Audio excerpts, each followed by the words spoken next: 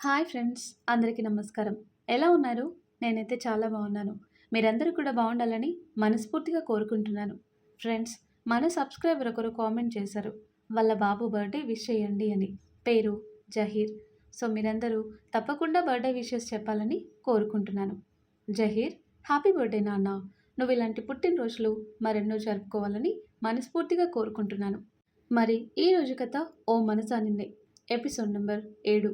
ఈ స్టోరీ మీకు నచ్చితే తప్పకుండా లైక్ చేసి మన ఛానల్ని సబ్స్క్రైబ్ చేసుకోండి. ఇక స్టోరీలోకి వెళ్దాం. చందు మాటలు విని మురిసిపోయింది శశి. చేతన్ తన మీద ఇంత కన్సర్న్ చూపిస్తుంటే తనకి ఎంతగానో నచ్చింది. మాట్లాడుకుంటూ ఇంటికి వెళ్లారు ముగ్గురు.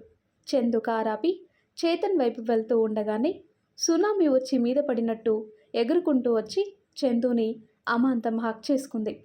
ఆమె చందు బ్యాలెన్స్ చేసుకోలేక కింద పడిపోగానే చందు మీద ఎక్కి కూర్చుంది తను శ్రీనిధి. కింద పడ్డ నిమిషానికి నా నడుము విరిగిపోయింది దేవుడా అని అరవటం మొదలు పెట్టాడు చందు. తన మీద 50 కిలోల బియ్యం మూట ఉన్నట్టుగా అనిపిస్తుంటే కాస్త తల పైకెత్తి చూశాడు. నడుము విరగొట్టి తనకేమీ పట్టనట్లు మీద ఎక్కి కూర్చున్న నిధిని చూసి, ఓసే రాక్షసి, ఏంటే ఇది, ముందు నా మీద నుండిలే అన్నాడు చందు. నేను లేవను, నన్ను తీసుకురావటానికి రాలేదు. అరే, ఒక్కతే వస్తుంది, కనీసం పిక్ చేసుకోవాలి అని కూడా లేదు. ఇప్పుడే నన్ను పట్టించుకోవటం లేదు, ఇక పెళ్ళైతే పూర్తిగా పక్కన పెట్టేస్తావేమో అని ఏడుపు మొదలుపెట్టింది. చందు మీద కాళ్ళు మడిచి కూర్చుంటూ, బాసిపట్లు వేసి కూర్చుంటూ. ఓసేయ్, అడ్డగాడిదలాగా ఉన్నావు, ముందు పైనుండిలే అన్నాడు చందు గింజుకుంటూ. తన బలమంతా ఉపయోగించి అలాగే కూర్చొని, నేను మాట్లాడటం ఇంకా అవ్వలేదు, అప్పటి వరకు ఇలాగే ఉండు అని అరిచి చెప్పి, ఎన్ని రోజులైంది నువ్వు నాకు ఫోన్ చేసి, నువ్వెటు చేయవు కదా అని నేనే చేస్తే పెద్ద ఫోర్స్ కొడుతూ మీటింగ్ ఉంది, వర్క్ ఉంది అని పెట్టేస్తావు. ఇండియాకి ప్రెసిడెంట్వి కదా నువ్వు, చాలా బిజీగా ఉంటావు అని సాధించి, పేరుకే బావవి, పైగా లవ్వు. నా ఫ్రెండ్స్ అయితే పెళ్ళికి ముందే అన్నీ అయిపోతే ఇక పెళ్ళికి తొందర ఏముంది అంటున్నారు. నేను మెలకలు తిరగటం చూసి వాళ్ళకేం తెలుసు నా బాధ, ఇక్కడ ముచ్చటకే దిక్కులేదు, ఇంకా ముద్దుల సంగతి అయితే అంటూ ఇంకా ఏదో మాట్లాడుతూ ఉండగానే చందు 2 చేతులతో దండం పెట్టి, తల్లి సారీ, నా పరువు తీయకే అనగానే మళ్ళీ మూతు 3 వంకర్లు తిప్పి, సరే అవన్నీ వదిలేయి, కనీసం ఒక చిన్న చాక్లెట్ ఇచ్చావా, పోనీ ఎప్పుడన్నా సినిమాకి వెళ్దామని అడిగావా, వెళ్తామో లేదో దేవుడు ఎరుగు, కనీసం అడిగావా అని దబాయించినట్టు అడిగి చందు కాలర్ పట్టుకొని పైకి లేపి, కొంపదీసి ఎవరినైనా తగులుకున్నావా ఏంటి అని అనుమానంగా అడిగింది. ఆ మాటకి 2 చేతులు నోటి మీద వేసుకొని, హవ్వ హవ్వ, నన్ను అనుమానిస్తే కళ్ళు పోతాయి, నిజంగా పనులు అలా ఉంటే నేనేం చేయను అన్నాడు చందు. ఈ ఏజ్లో అమ్మాయిలకి మించిన పనులు ఏముంటాయి అని చంద్రుకి మాత్రమే వినిపించేలాగా అడిగి, చెప్పు అని గట్టిగా అడిగింది. ఓసి దొంగ మొహందానా అనుకుని చుట్టూ చూసి అందరూ వాళ్ళనే చూస్తున్నారు అని గమనించి, నిధి బంగారం లేమ్మా, అందరూ ఉన్నారు అని మెల్లిగా చెప్పాడు. ఉంటే ఉండని, నాకేమైనా భయమా, రేపు మనకి పెళ్ళైనప్పుడు వీళ్ళంతా వస్తారు కదా, ఆ తర్వాత మనకి పాపనో బాబో పుడితే కూడా వస్తారు కదా అనగానే చందు చెవులు మూసుకున్నాడు. అక్షర వచ్చి నిధి చెవి మెల్లిపెట్టి పైకి లేపింది. ఆ అంటూ చెవి పట్టుకొని లేచి నించుంది నిధి. చందు కూడా పైకి లేచి నించొని నిధి తల మీద ఒక్కటి వేశాడు. నిధి అక్షరని చూస్తూ, అక్క ప్లీజ్ వదులు అని అడుగుతూ ఉంటే, ఈ పెళ్ళిలో మీ పెళ్ళికి లైన్ క్లియర్ చేసుకుంటున్నావా అని అడిగింది అక్షర అల్లరిగా.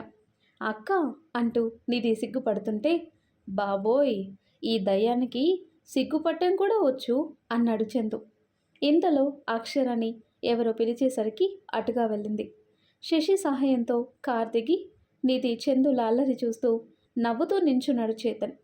అక్షర అలా వెళ్ళగానే చందుకి దొరికితే వాయించేస్తాడు అని చందు ఏదో అనేలోపే, హాయ్ అన్నయ్య అని చేతన్ని పలకరించి, యాక్సిడెంట్ అయిందని తెలిసింది, ఎలా ఉంది ఇప్పుడు అని అడిగి చేతన్ కూడా తిరిగి పలకరించగానే పక్కనే ఉన్న శశిని చూసి చేతన్ వైపు తిరిగి, ఎవరు, వదినా అని హ్యాపీగా అడిగి శశి చేతిని చొరవగా పట్టుకొని, హాయ్, నా పేరు శ్రీనిధి, నేను నీకు మరదలు వరుస అవుతాను, ఇంతకీ చైతన్య మీకు ఎలా పరిచయం? మీ పెళ్ళెప్పుడు మరి? అని తన ప్రశ్నల పరంపర కొనసాగించింది నిధి. నిధి తల మీద మళ్ళీ ఒక మొట్టికాయ వేసి, నీ నోరుకి ఏదొస్తే అదే మాట్లాడేస్తావా? తను శశిరేఖ, నీకు ఉదయ్ తెలుసు కదా, వాళ్ళ చెల్లి అని పరిచయం చేశాడు చందు. తల రుద్దుకుంటూ, అబ్బా బావా, ఊరికే అలా కొట్టకు అని తల మీద రుద్దుకుంటూ, వీళ్ళు పక్కపక్కనుంటే చూడటానికి మేడ్ ఫర్ ఈచ్ అదర్ లాగా ఉన్నారు, అందుకే అలా అన్నాను అని చెప్పి సారీ శశి అని శశికి చెప్పగానే అప్పటి వరకు నిధి మాటలు విని అందరూ ఎలా రియాక్ట్ అవుతారో, ముఖ్యంగా చేతన్ ఏమనుకుంటాడో అని ఆలోచిస్తున్న శశి నిధి మాటకి పర్లేదని చెప్పి అక్కడి నుండి వెళ్ళిపోయాడు. అప్పుడే అక్కడికి ఆదిత్య రావటంతో నిధి మెల్లిగా అక్కడి నుండి వెళ్ళిపోతుంటే చందు కూడా తన వెనక్కి నిధి రూమ్కి వెళ్ళి డోర్ లాక్ చేశాడు. డోర్ సౌండ్ విని వెనక్కి తిరిగి అక్కడ చందు ఉండటంతో అరవబోయేంతలో చందు నిధి నోరు మూసేసి సైలెంట్గా ఉండు అన్నాడు. సరే చేయి తీయు అని సైగ చేసి చందు తన నోటి మీద నుండి చేయి తీయగానే చందుని కొట్టడం స్టార్ట్ చేసింది. ఓసే రాక్షసి, ఎందుకు కొడుతున్నావు అని చందు తనని ఆపడానికి 2 చేతులు పట్టుకోగానే అప్పటి వరకు కిలకిలా నవ్వుతూ గలగలా మాట్లాడిన నిధి కంట్లో నీరు తిరగటం చూసి, హే పిచ్చి, ఏమైందే, ఎందుకు ఏడుస్తున్నావు అన్నాడు చందు తన చేతులు వదిలి బుగ్గలు పట్టుకొని. చందు చేతులు నెట్టేసి, నేను అసలు నీతో మాట్లాడకూడదు అనుకుంటాను, కానీ నీ విషయానికి వచ్చేసరికి నేను సెల్ఫ్ రెస్పెక్ట్ మర్చిపోయి మాట్లాడేస్తాను అంటూ ఉండగానే కంట్లో నుండి నీరు ధారగా వచ్చేస్తుంటే చందు తనని దగ్గరికి తీసుకుని, ఇప్పుడు ఏమైందే, ఎందుకు ఏడుస్తున్నావు అన్నాడు ప్రేమగా. నేను నీ ఎదురుగా ఉంటేనే నన్ను లవ్ చేస్తున్న విషయం గుర్తుంటుంది, మళ్ళీ ఇక్కడ నుండి వెళ్ళగానే బిజీ అయిపోతావు అంతేగా అంటూ దూరం జరగటానికి ప్రయత్నిస్తూ చందుని నెడుతుంటే ఇంకా గట్టిగా పట్టుకొని, నీ రెస్పెక్ట్ తగ్గించే పనులు నేనెప్పటికీ చెయ్యను బంగారం అనగానే చందుని గట్టిగా చుట్టుకొని, మరి ఎందుకు నాకు కనీసం ఫోన్ చేయవు? పృథ్వీ బావ పెళ్ళైన దగ్గర నుండి ఏ ఫంక్షన్కి నేను రాలేదు, అప్పటి నుండి ఇప్పటి వరకు నువ్వు నాతో మాట్లాడనే లేదు అంటుంది నిధి బాధగా. చందు నిధి తల నిమురుతూ, నిజమే నిధి, కానీ మీ నాన్న ఏమన్నారో నీకు కూడా తెలుసు కదా, నీ చదువు పూర్తయ్యే వరకు మనల్ని లిమిట్స్లో ఉండమని చెప్పారు కదా అన్నాడు చందు. లిమిట్స్లో ఉండటం అంటే మాట్లాడకుండా ఉండటమా అని చందు గుండె మీద కొడుతూ అడిగింది.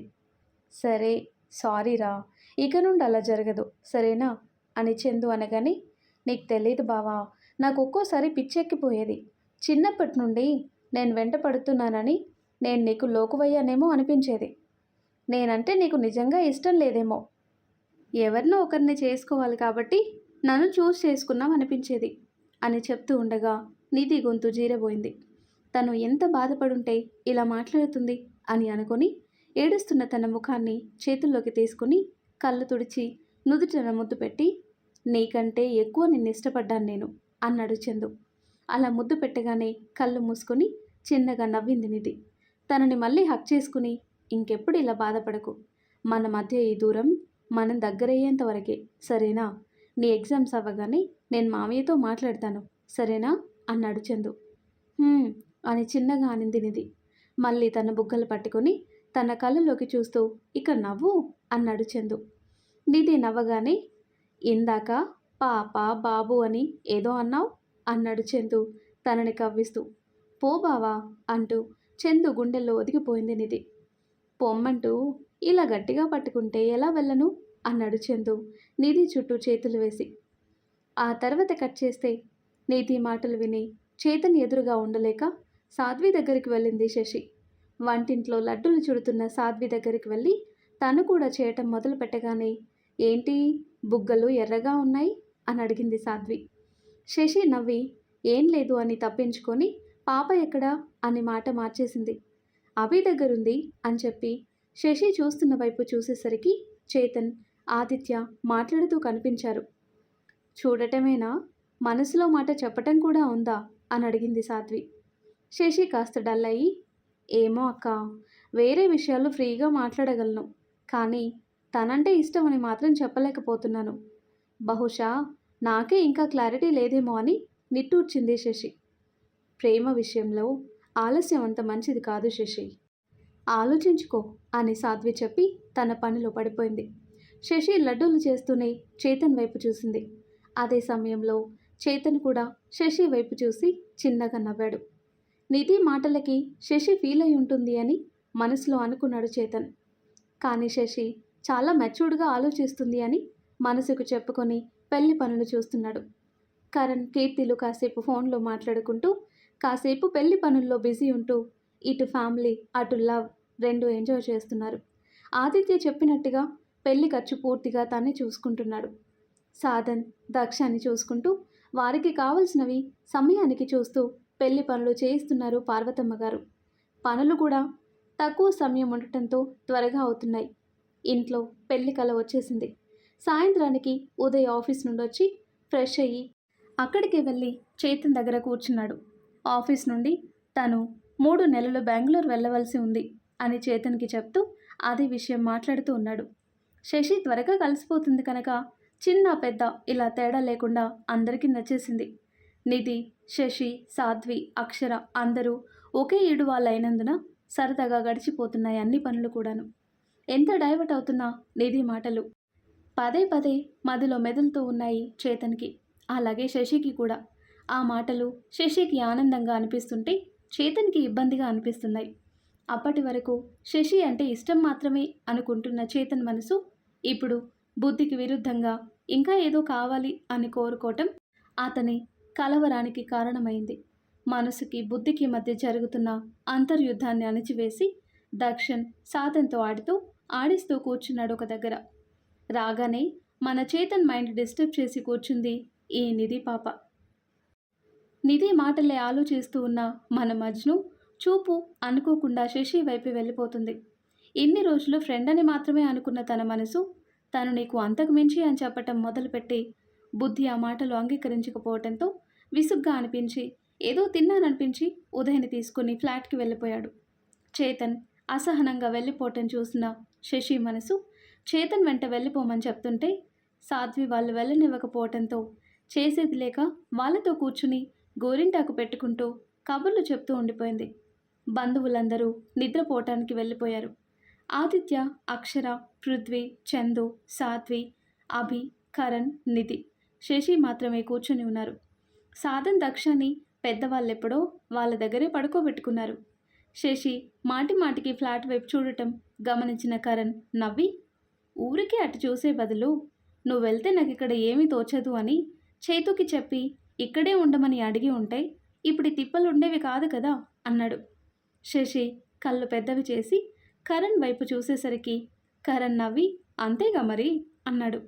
ఆ మాటకి అందరూ ఆశ్చర్యంగా అర్థం కాకుండా చూసేసరికి మళ్ళీ కరణ్ కల్పించుకుంటూ అందరి వైపు చూసి తనకి చేతు అంటే ఇష్టం అని చెప్పి శశి ముఖం చూస్తూ అవునా అని అడిగాడు. శశికి ఏం చెప్పాలో అర్థం కాక తికమక పడుతూ ఉండగా పృథ్వీ శశి దగ్గరకు వచ్చి నిజమా అని అడిగాడు మెరుస్తున్న కళ్ళతో. అక్షర, ఆదిత్య, చందు కూడా శశి ఏం చెప్తుందో అని ఆశగా శశినే చూస్తూ ఉండగా అభినవి తన మౌనంలోనే నీకు ఆన్సర్ దొరికింది కదా పృథ్వీ అనేసరికి పృథ్వీ నవ్వుతూ సాధ్వి చేతులు పట్టుకొని వాడిలో ఉన్న ప్రేమని వెలికి తీయటం నీ వల్ల అవుతుందని నాకు అనిపిస్తుంది. ఇన్ని రోజులు మాలో కలవని వాడు నువ్వు వచ్చాకే మాకు మళ్ళీ దగ్గరయ్యాడు. వాడిని మునుపటి చేతన్ని చేస్తావా అని అడిగాడు పృథ్వీ. శశి అందరి వైపు చూసింది. అందరి ముఖాల్లో సంతోషం మాత్రమే ఉండటంతో సాధ్విని చూసింది. చెప్పు శశి, నీకు చేతన్ అంటే ఇష్టమే కదా అని అడిగింది సాధ్వి. శశి జారుతున్న కన్నిటిని తుడుచుకుంటూ ఇష్టమే కానీ అంటూ ఆగిపోయింది. ఆపై మాట్లాడే అవకాశం చందు ఇవ్వలేదు.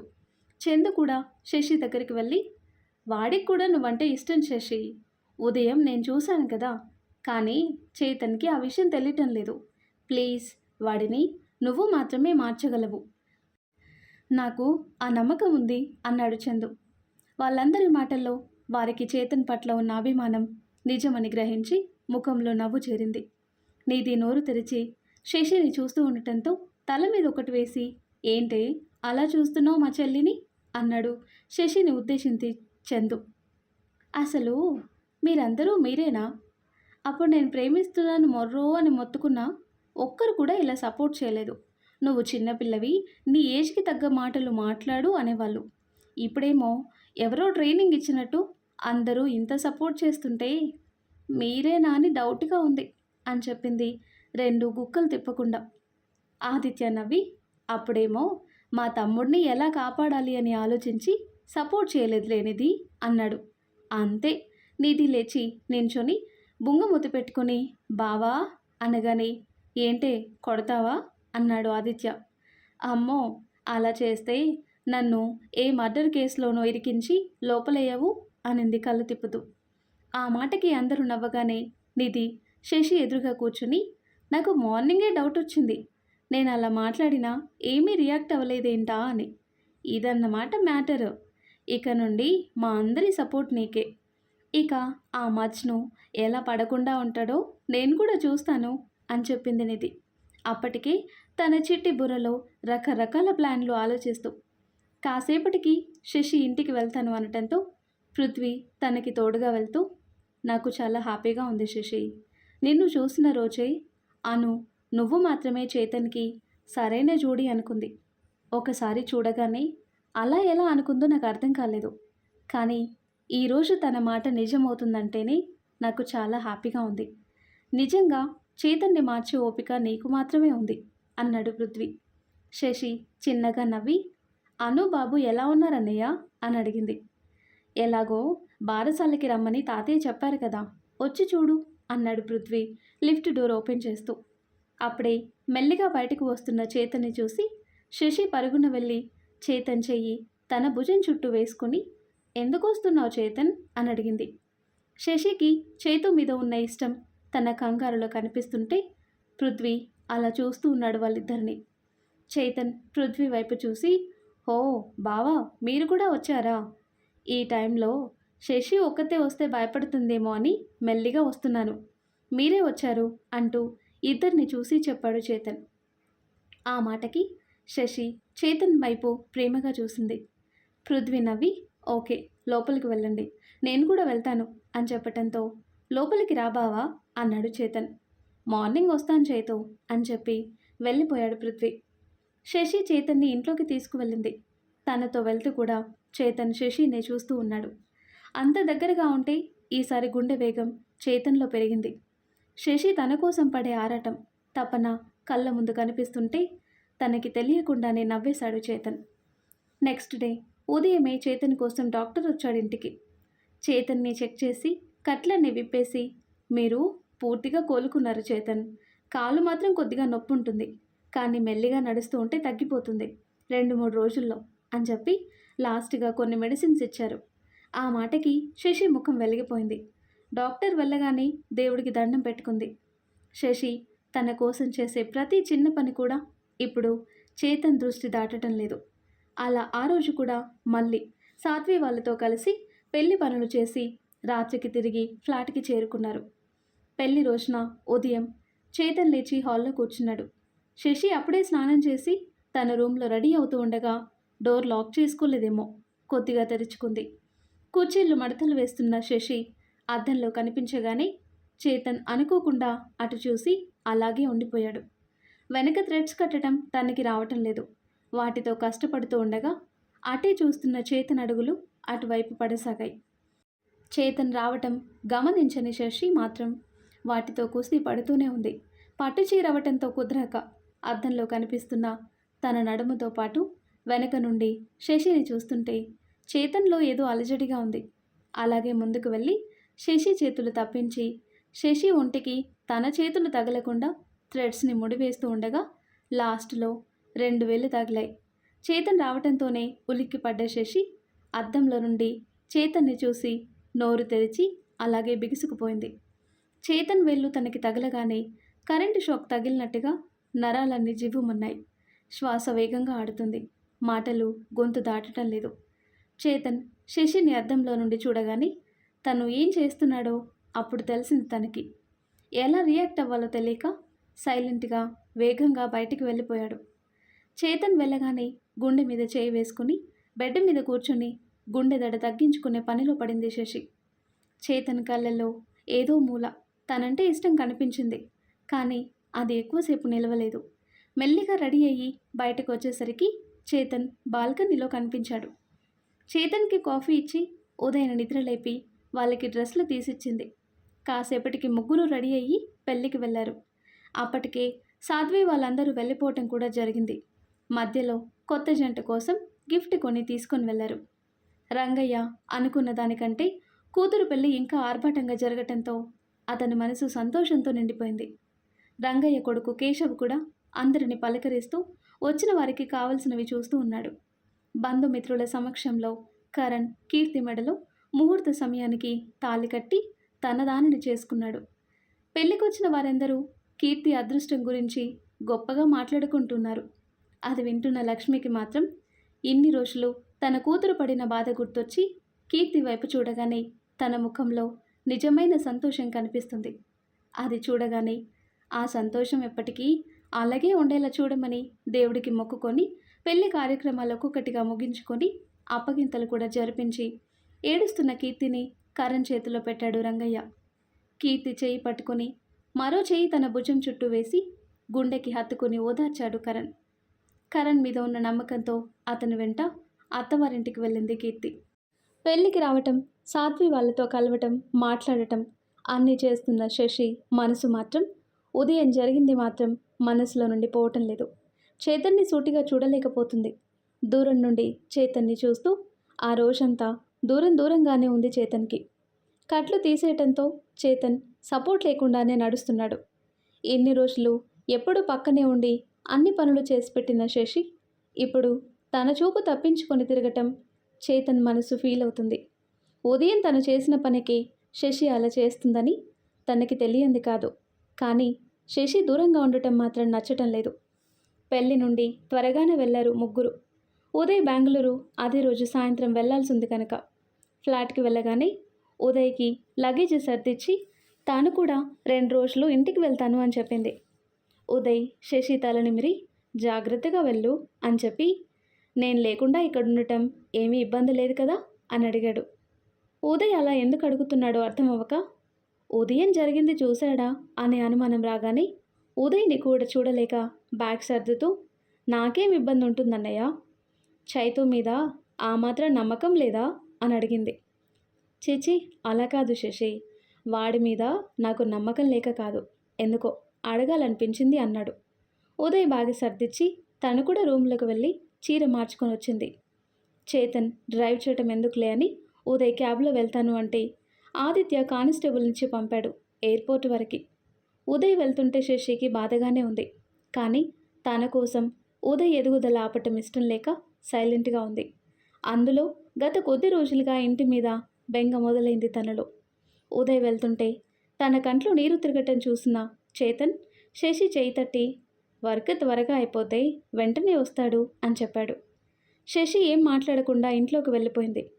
చేతన్ కూడా తన వెనకే వెళ్ళి బాల్కనీలో వేరే వైపుకు తిరిగి నించున్న శశి దగ్గరికి వెళ్ళి శశి అన్నాడు మెల్లిగా.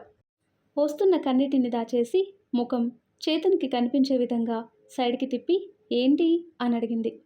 చేతన్ మరో 2 అడుగులు ముందుకు వేసి శశి పక్కన నించుంటూ సారీ శశి, ఉదయ్ కెరీర్కి ఈ ట్రిప్ చాలా యూజ్ అవుతుంది. ఎప్పుడూ నాతో ఉంటూ వాడి లైఫ్ని పట్టించుకోవటం మానేశాడు. అందుకు నేనే వాడిని బెంగళూరు పంపాల్సి వచ్చింది. నేను చెప్తే వాడు ఎటు వినడు అని కంపెనీ నుండి ఖచ్చితంగా వెళ్ళాలి అని ప్రెషర్ చేశాను. నువ్వు ఇలా బాధపడతావని నేను అనుకోలేదు. సారీ శశి అని చెప్పాడు చేతన్ నిదానంగా. చేతన్ చెప్పే మాటలు పూర్తిగా విని ఆకాశంలోకి చూస్తూ ఇది బాధ కాదు చేతన్, వాడి మీద ఉన్న ఇష్టం. నాకు 4 ఏళ్ళు ఉంటాయనుకుంటా. మాస్టర్ గారు వాళ్ళు ఊర్లోకి వచ్చి మా ఇంటి ముందు ఇంట్లోకి చేరారు. తర్వాత కొద్ది రోజులకే అమ్మ చనిపోయింది. అమ్మ కోసం ఏడుస్తూ ఉంటే అప్పుడు నా దగ్గరికి వచ్చి ఏం చెప్పి ఊరుకోబెట్టాడో కూడా నాకు గుర్తుకు లేదు. కానీ ఆ రోజు నుండి నేను మళ్ళీ అమ్మ కోసం ఏడవలేదు. ఎప్పుడూ నాకు తోడుగా ఉండేవాడు. పక్కన వాళ్ళ కష్టాలు పంచుకుంటాడు తప్పితే వాడిలో ఉండే బాధ మాత్రం ఎప్పుడూ బయటపెట్టడు. సొంత అన్నయ్యలాగా నన్ను చూసుకునేవాడు. నన్నెవరైనా ఏమైనా అంటే కొట్టేసేవాడు. ఎప్పుడూ నవ్వుతూ నవ్విస్తూ ఉంటాడు అని చెప్తూ జారుతున్న కన్నిటిని వేళ్లతో తుడుచుకుంటూ ఇంకా మాట్లాడలేకపోతుంటే గోడ మీద ఉన్న శశి చేతి మీద తట్టాడు చేతన్. ఎప్పుడు వాడి లైఫ్ బాగుండాలి అనేది నా కోరిక. కానీ వెళ్తుంటే ఎందుకో దిగులుగా ఉంది. వాడి ముందు ఏడిస్తే వెళ్ళలేడు అని చెప్పి మళ్ళీ ఏడుస్తూ ఉంటే చేతన్ ఈసారి శశి భుజం మీద చేయి వేశాడు. అంతే, శశి చేతన్ భుజం మీద ముఖం పెట్టి ఏడ్చేసింది. అప్పుడే చేతన్కి అర్థమైంది శశికి ఉదయ్ అంటే ఎంత ఇష్టమో. ఒక్కసారిగా అను గుర్తొచ్చింది. తనెవరికి చెప్పా పెట్టకుండా వచ్చినప్పుడు అను కూడా ఇలాగే బాధపడి ఉంటుంది అనుకుని శశి తల నిమిరాడు. శశి తేరుకొని చేతన్కి దూరం జరిగి పక్కనే ఉన్న బీన్ బ్యాగ్ మీద కూర్చుంది. చేతన్ వాటర్ ఇచ్చి శశి ఎదురుగా కూర్చున్నాడు. శశి పూర్తిగా నార్మల్ అయ్యి లోపలికి వెళ్తుంటే శశి ప్లీజ్ కాసేపు కూర్చోవా అని అడిగాడు. శశి మళ్ళీ కూర్చోగానే ఇబ్బంది పడుతూ శశి వైపు చూసి సారీ శశి, మార్నింగ్ ఏదో అనుకోకుండా ఏటో ఆలోచిస్తూ నేను కావాలని చేయలేదు అని ముక్కలు ముక్కలుగా మాట్లాడుతూ ఉంటే శశికి నవ్వొచ్చి మళ్ళీ ఏడుపు నటిస్తూ కళ్ళు రుద్దుకుంటూ అసలు అలా ఎందుకు చేసావు చేతన్? ఎవరైనా చూసుంటే నా పరిస్థితి ఏంటి? ఒక నిమిషం ఆలోచించాలి కదా. నీ పాటికి నువ్వు అలా చేసి వెళ్ళిపోతే నాకు ఎలా ఉంటుందో ఆలోచించు అనగానే చేతన్ శశి ముందుకొచ్చి సారీ అనగానే పక్కపక్క నవ్వేసింది శశి. శశి నవ్వటం చూసి ఇప్పటి వరకు డ్రామా చేసిందని అర్థమయ్యి శశి తల మీద ఒకటి వేసి చంపేసావు పో ఒక్క నిమిషం అన్నాడు. శశి కూడా ఆ నవ్వులో శృతి కలిపింది. థ్యాంక్స్ శశి అన్నాడు చేతన్. ఎందుకు అని అడిగింది శశి. నీకు నా మీద కోపం ఉన్నా నేను ఫ్రెండ్స్ అనగానే నాతో ఫ్రెండ్షిప్ చేశావు. నా కోసం చాలా చేశావు. మా అమ్మలాగా నాకు సేవలు. నా కోసం చాలా టెన్షన్ పడ్డావు. నేను హాస్పిటల్లో ఉంటే నా కోసం గుళ్ళ చుట్టూ తిరిగావు. ఇంటికి వచ్చాక ఈరోజు వరకు కూడా నన్ను జాగ్రత్తగా చూసుకున్నావు అన్నాడు చేతన్. శశి చిన్నగా నవ్వి నీ మీద కోపం ఉన్నమాట నిజమే చేతన్, కానీ జరిగింది పొరపాటు కదా. అది నువ్వు కావాలని చేసింది కాదు కదా. ఆ టైంలో కోపంలో నేనే ఏదో వాగేశాను, సారీ అని చెప్పింది శశి. ఈ సారీల సెషన్ ఇక్కడితో ఆపేద్దామా అన్నాడు చేతన్. శశి నవ్వి సరే అనగానే కాఫీ తాగుతావా అన్నాడు చేతన్. శశి లేచి కిచెన్లోకి వెళ్ళబోతుంటే ఎక్కడికి అన్నాడు. కాఫీ కోసం అని శశి చెప్పగానే చేతన్ శశి నుదుట వేళ్ళతో పొడిచి కాఫీ కావాలి అని అడగలేదు, కాఫీ కావాలా అని అడిగాను అన్నాడు. అంటే కాఫీ నువ్వు చేస్తావా అని నవ్వింది శశి. అదేమైనా నీ ఒక్కదానికే వచ్చనుకున్నావా? ఒకసారి నేను చేసే కాఫీ తాగేవనుకో నేర్పించే వరకు నా వెంట పడతావు అన్నాడు చేతన్. శశి కళ్ళు తిప్పుతూ అబ్బో కోతలు అనగానే నువ్వు ఇలా కూర్చో అంటూ సోఫాలో కూర్చోబెట్టి కిచెన్లోకి వెళ్ళాడు చేతన్. శశి సోఫాలో కూర్చుని కిచెన్ వైపు చూస్తూ ఎన్ని రోజులు నీట్గా సర్దుకున్న కిచెన్ని ఏం చేసి వస్తాడో ఏంటో అనుకుంటూ కిచెన్లోకి వెళ్ళటానికి లేవగానే కిచెన్లోకి రావద్దు అనే చేతు మాట వినిపించి చుట్టూ చూసింది. హాహా కెమెరాలు సెన్సార్లు ఏం లేవులే అన్నాడు మళ్ళీ బయటికి చూడకుండానే. శశి నవ్వుకుని అక్కడే కూర్చుంది కిచెన్ వైపు జాలీగా చూస్తూ. 2 నిమిషాలకి 2 కాఫీ కప్స్తో వచ్చాడు చేతన్. ఒకటి శశికిచ్చి సోఫా ఎదురుగా ఉన్న టేబుల్ మీద కూర్చున్నాడు. శశి కాఫీని చేతన్ని మార్చి మార్చి చూస్తూ ఉండటంతో తాగు అన్నాడు చేతన్ కాఫీ సిప్ చేస్తూ. చేతన్ తాగాడంటే బాగానే ఉంటుందేమోలే అనుకుని శశి కూడా కాఫీ తాగి కళ్ళు పెద్దవి చేసి చూస్తూ సూపర్గా ఉంది అని చెప్పి నవ్వింది. థ్యాంక్ యూ అని చేతన్ చెప్పగానే అయితే నీకు వంట కూడా చేయటం వచ్చన్నమాట అనగానే చేతన్ నవ్వి వస్తే చేయించేలాగే ఉన్నావు, నాకు కాఫీ మాత్రమే వచ్చు అన్నాడు. ఆ మాటకి శశి అందంగా నవ్వి కాఫీ కప్స్ తీసుకుని లోపలికి వెళ్ళిపోయింది. చాలా రోజుల తర్వాత చేతన్కి ఈ సమయం నచ్చుతుంది. శశితో మాట్లాడుతూ ఉంటే ఏమీ గుర్తుకు రావటం లేదు, ప్రశాంతంగా ఉంటుంది. శశి బాధపడుతూ ఉంటే తనకు అసలు నచ్చలేదు. కానీ శశి మనసు మూలాల్లో వాళ్ళ అమ్మ ప్రేమ తను పొందలేదు అనే బాధ అలాగే ఉండిపోయింది అనిపించింది చేతన్కి. చేతన్ రెడీ అవ్వు, కరణ్ కీర్తి వాళ్ళు వచ్చే టైం అవుతుంది, మనం వెళ్ళాలి అని చెప్పి తన రూమ్లోకి వెళ్ళింది శశి. కాసేపటికి ఇద్దరు రెడీ అయ్యి అక్కడికి వెళ్ళారు. అప్పటికే భరత్ స్టార్ట్ చేశారు నిధి వాళ్ళు. శశిని చూడగానే నిధి వచ్చి శశిని లాక్కెళ్ళింది. ఎప్పుడు శశి క్లాసికల్ డ్యాన్స్ మాత్రమే చూసే చేతన్ ఇప్పుడు శశి అలా మాస్ స్టెప్స్ వేస్తుంటే షాక్ అయ్యాడు. ఇంతలో వెనక నుండి ఏవో మాటలు వినిపించాయి. అరే అటు చూడ్రా, ఆ బ్లూ సారీ అమ్మాయిని చూడు ఆ కళ్ళు, ఆ లిప్స్, మెడ, జడ, ముఖ్యంగా ఆ నడుము చూడు. అందం మొత్తం ఆ అమ్మాయిలోనే ఉంది కదరా. ఎక్కడుంటారా ఇలాంటి వాళ్ళు? ఇలాంటి అమ్మాయి దొరికితేనా ఇక జిమ్ అవసరం లేదు. ఆ అమ్మాయిని ఫోటో తీయు అంటూ ఇంకా మాట్లాడుతూ ఉండగానే వాడిని వెనక ఉన్న పొదల్లోకి లాక్కెళ్ళాడు చేతన్. వాడి వెనకే వెళ్లారు మరో ఇద్దరు. చేతన్ వాడిని వదలకుండా కొడుతూనే ఉన్నాడు. వెనకే వచ్చిన ఇద్దరు చేతన్ నుండి వాడిని విడిపిస్తూ, ఎందుకురా వాడిని కొడుతున్నావు అని అడిగారు. ఎవరినిరా మీరు కామెంట్ చేస్తుంది అని చేతన్ గట్టిగా అడిగేసరికి, అదేమైనా నీ ఫిగరా అన్నాడు దెబ్బలు తిన్నవాడు. చేతన్ కోపం పీక్స్కి వెళ్ళిపోయి, ఏం వాగావురా అంటూ వాడి మీదికి వెళ్ళి విరుచుకుపడ్డాడు. ఇప్పటి వరకు ఇక్కడే ఉన్నాడు, ఇంతలో ఎక్కడికి వెళ్ళాడు అని చుట్టూ చూసి ఎక్కడ కనిపించకపోయేసరికి వెతుక్కుంటూ అక్కడికొచ్చింది శశి. చేతన్ గొడవ పడటం చూసి, చేతన్ ఆగు, ఎందుకు కొడుతున్నావు వాళ్ళని, ఏమైంది అని అడిగింది. అప్పటికే దెబ్బలు తిన్నవాళ్ళు అయ్యో అమ్మో అనుకుంటూ, అక్క సారీ అక్క, మమ్మల్ని కాపాడు అని శశి వెనుక నించున్నారు. చేతన్ వాళ్ళ మీదికి వెళ్తుంటే ఆపి, చేతన్ ఆగు, ఏమైంది అని అరిచింది శశి. చేతన్ కోపంగా వాళ్ళని చూసి, వాడేమన్నాడో తెలుసా అంటూ శశిని నెట్టి వాడి కాలర్ పట్టుకుని, ఇప్పుడు అవే మాటలు, ఇప్పుడు అనండిరా అంటూ చావ బాదుతూ ఉంటే శశికి చేతన్ని ఎలా కంట్రోల్ చేయాలో తెలియక వెళ్ళి చేతన్ని గట్టిగా హక్ చేసుకుంది. చేతన్ ఆయన కూడా వాళ్ళ వైపు వెళ్తూ ఉండటంతో ఇంకా గట్టిగా హక్ చేసుకునేసరికి చేతన్ ఒక చేత్తో శశిని భూమికి అంగుళం మీదకి లిఫ్ట్ చేసి పట్టుకొని వాళ్ళ వైపు పరిగెడుతుంటే శశి కళ్ళు నోరు గాలికి వదిలేసి చూస్తుంది. వాళ్ళు తప్పించుకొని వెళ్ళిపోవటంతో శశిని చూశాడు.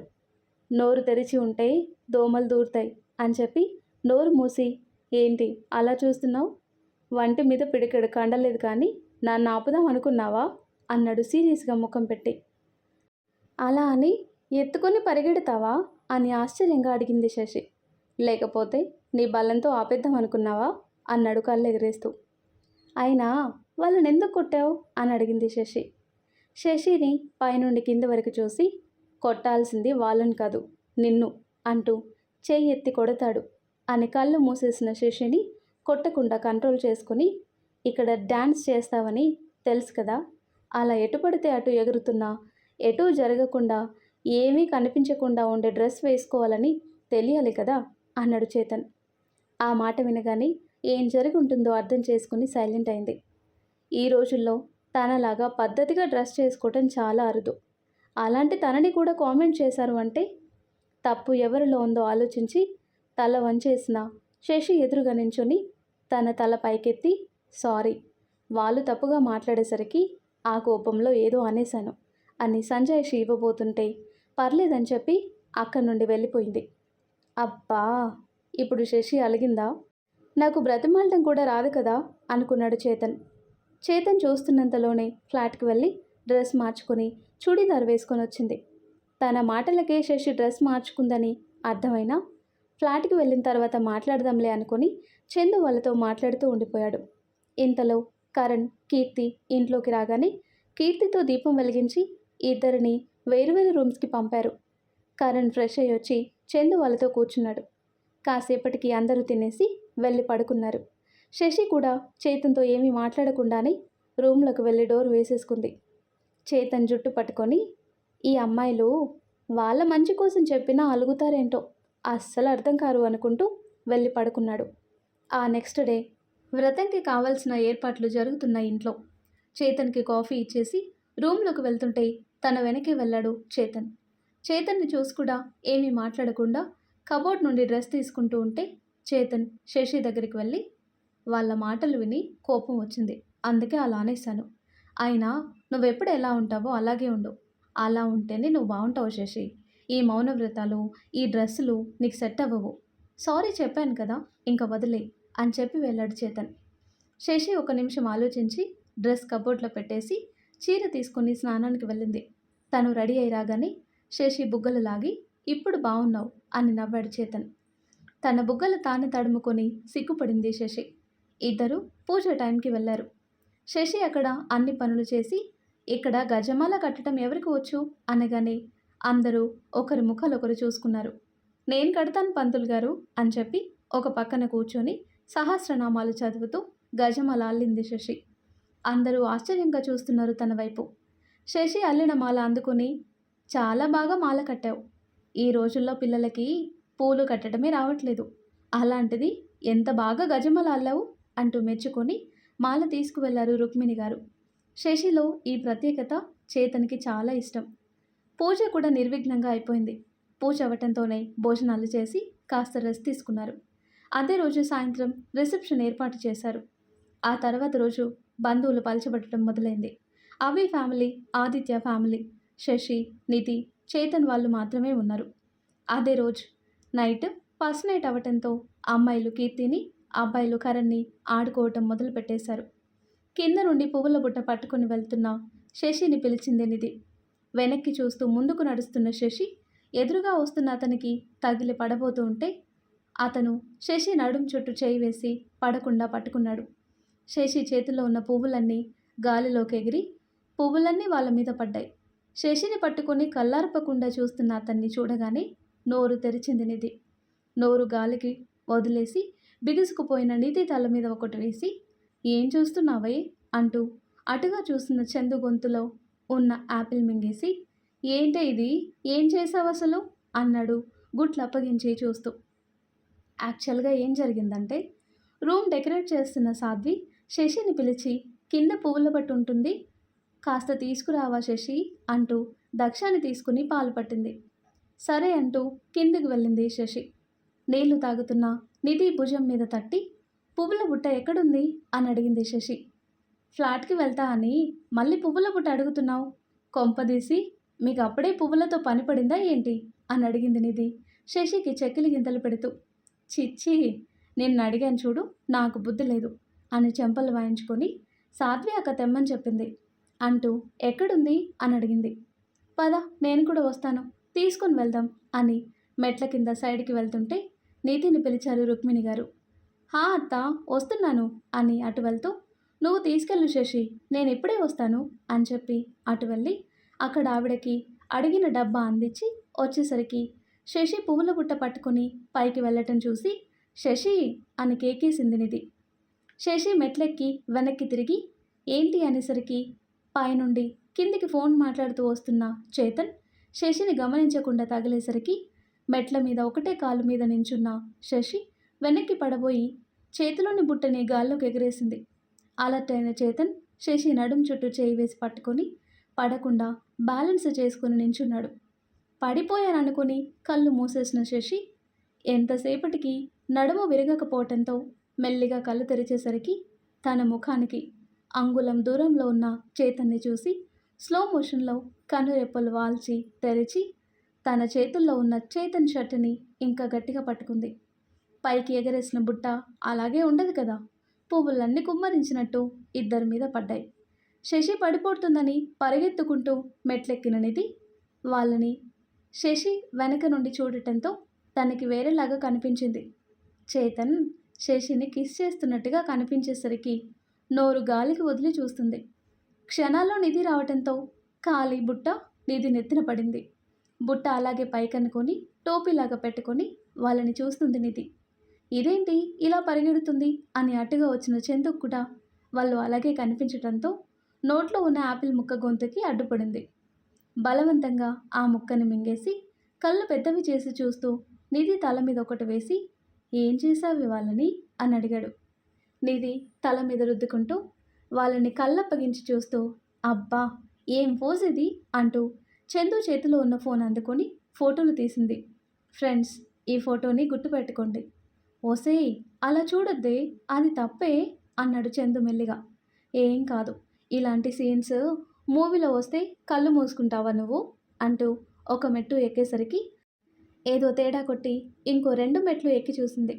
శశికి చేతన్కి మధ్య గ్యాప్ ఉండేసరికి, ఛీ, నా బ్రెయిన్ ఇంత బ్యాడ్గా ఆలోచిస్తుందా అని తన తల మీద తనే కొట్టుకొని చిన్నగా దగ్గింది. అప్పటి వరకు శశిని అలాగే పట్టుకున్న చేతన్ ఏదో ట్రాన్స్లో ఉండగా చేతన్ తనకు అంత దగ్గరగా ఉండేసరికి అన్నీ మర్చిపోయి అలాగే ఉంది శశి. నిధి దగ్గటంతో తేరుకొని నిలబడ్డారిద్దరు. ముందుకు చూస్తున్నాడు. ఇలా పరిగెత్తుకుంటూ పడి నడుం విరగొట్టుకుంటే ఎలా అని సీరియస్గా అడిగి వెళ్ళిపోయాడు చేతన్. ఇంకా భయంలోనే ఉంది శశి. ఫస్ట్ నైట్ వాళ్ళకైతే అన్నీ మీకు కలిసొస్తున్నాయేంటి అని ఆట పట్టించింది నిధి. శశికి మాత్రమే వినపడేలాగా. శశి తల కొట్టుకొని నీకే దొరికిపోవాలా అనుకుంది. మధ్యాహ్నం వరకు అక్కడే ఉండి తను సాయంత్రం ఊరికి వెళ్తున్నట్టుగా చెప్పింది శశి సాధ్వి వాళ్ళకి. చేతను కూడా ఇంటికి వెళ్తున్నట్టుగా చెప్పాడు. ఇద్దరు వెళ్ళి సాధ్వి లగేజ్ సర్దుకున్నాక మరొకసారి సాధ్వి వాళ్ళకి చెప్పి స్టార్ట్ అయ్యారు. శశి బస్ టికెట్ బుక్ చేసుకుంటుంటే తాను ఎలాగో వైజాగ్ వరకు వెళ్తాడు కనుక డ్రాప్ చేస్తాను అని చెప్పాడు. శశి కూడా సరే అనటంతో ఇద్దరు స్టార్ట్ అయ్యారు.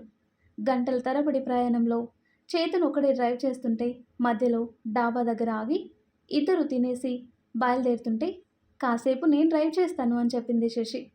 వద్దు శశి, నేను చేయగలను అన్నాడు చేతన్. ఎలాగో ఈ టైంలో ఎక్కువ వెహికల్స్ ఉండవు కదా, నేను డ్రైవ్ చేస్తాను అని చెప్పి చేతన్ని కారులోకి నెట్టి డోర్ క్లోజ్ చేసి డ్రైవింగ్ సీట్లోకి వచ్చి కూర్చొని కార్ స్టార్ట్ చేసింది. చేతన్ నవ్వుతూ శశి, నీ గురించి నేను ఒక విషయం చెప్పనా అన్నాడు. ఏంటి అని అడిగింది శశి రోడ్ వైపు చూస్తూనే. నువ్వు ఎవరి మాటైనా వినేసి గుడ్ గల్లాగా ఉంటావు అని అందరూ అనుకుంటారు, కానీ అది నిజం కాదు.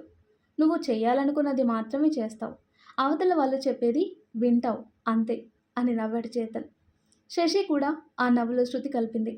అలా కొద్ది దూరం శశి డ్రైవ్ చేశాక టీ బండి దగ్గర టీ తాగి చేతన్ డ్రైవింగ్కి చేంజ్ అయ్యాడు.